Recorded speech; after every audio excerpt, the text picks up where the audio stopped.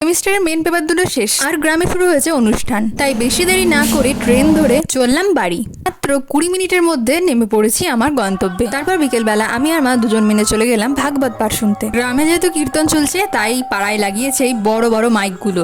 তো চলে এসেছি হরিবাসরে।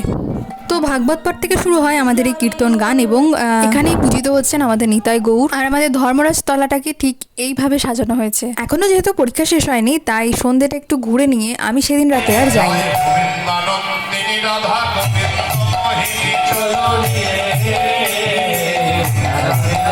পরের দিন দুপুরে পরীক্ষা দিয়ে এসে আমি সূর্য পুজো পালাটা পুরোটাই দেখেছিলাম। সন্ধ্যেতে বাড়ি ফেরার পথে একটু মেলাটা দেখছিলাম। আজ রাতেই রাস হবে, তাই রাত জাগতে হবে। তাই আমরা ঠিক করেছিলাম ভাত না খেয়ে চলো মুড়ি খাওয়া যাক। তাই মা বানাচ্ছিল ঝালমুড়ি। ডিনারটা এভাবে সেরে 2:45-র সময় উঠে পড়লাম রাস দেখতে যাব বলে।